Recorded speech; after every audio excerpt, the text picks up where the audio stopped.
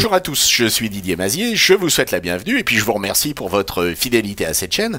Alors cette semaine, nous allons nous intéresser à un sujet passionnant qui est celui de régler un problème et de le faire avec deux méthodes différentes.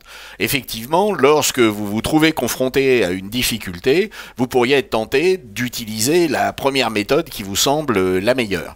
Et en fait, on se rend compte qu'il y a souvent plusieurs méthodes pour résoudre le même problème. Alors nous avons ici un problème sur cette image qui est très claire. Il y a une bande jaune verticale qui est en surimpression sur la totalité à la fois du fond et de l'image. Alors j'ai préparé ici deux objets dynamiques de manière à pouvoir travailler une méthode et puis ensuite travailler la suivante.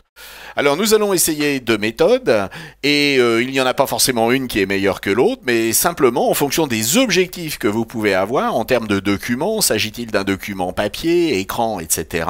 Eh bien il faudra pouvoir arbitrer entre ces méthodes. Mettons-nous au travail dès à présent. Commençons avec la première méthode.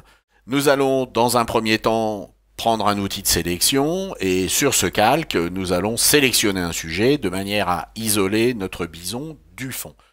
Nous allons créer un masque et vous voyez que la bande jaune est partie dans le fond. Nous allons donc pouvoir travailler maintenant sur uniquement le bison. Nous allons tout simplement ajouter un réglage teinte saturation et nous allons cliquer sur ce doigt de manière à aller sélectionner la couleur sur laquelle on veut intervenir de manière à isoler les parties jaunes. Pour cette zone, nous allons réduire la saturation de l'image au maximum et nous allons augmenter la luminosité de l'image au maximum. Puis nous allons écarter la zone de manière à étendre la zone sur laquelle nous travaillons. Alors vous allez me dire, maintenant nous avons perdu notre couleur. Eh bien nous allons rajouter un calque de couleur unie. Nous allons aller chercher une couleur dans les marrons de manière à retrouver la teinte bistre que nous avions au départ et nous allons appliquer cela en mode couleur. Alors cette couleur pourra être changée à tout moment, il suffira de revenir ici et de modifier la couleur comme nous voulons la changer. Donc ça c'est la première méthode. Nous allons rassembler tout cela dans un groupe. Nous allons appeler ça méthode 1. Pour la deuxième méthode, nous ne pouvons pas travailler sur un objet dynamique parce que nous allons utiliser une fonction qui ne fonctionne pas sur les objets dynamiques. Nous allons donc choisir un outil de sélection et sélectionner un sujet de manière à avoir ici notre bison que nous allons placer sur son propre calque.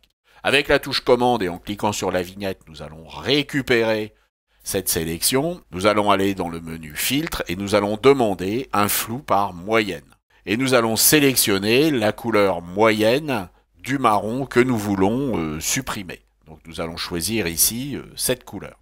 Avec commande Z ou CTRL Z, nous annulons notre filtre de flou. Et nous sommes toujours sur notre personnage. Nous allons maintenant, avec le menu édition, demander à remplir. Et nous allons remplir avec la couleur de premier plan en mode couleur. Donc faites bien attention à être ici en mode couleur. Et nous avons maintenant notre bison. Alors on va pouvoir éventuellement modifier ensuite avec les niveaux si on le veut. L'avantage de la méthode 1, c'est que vous êtes dans une méthode qui est non destructive. Vous allez pouvoir revenir sur la couleur comme vous le voulez. L'avantage de la méthode 2, c'est que vous avez préservé la couleur initiale. Donc à vous de voir. Est-ce que vous allez travailler avec le calque de réglage teinte saturation ou est-ce que vous allez travailler avec le remplissage en mode couleur? C'est à décider au cas par cas en fonction de vos fichiers particuliers parce que vous allez bien entendu appliquer cette méthode pour régler vos propres problèmes. J'espère que cela vous a intéressé et puis je vous dis à la semaine prochaine. Au revoir.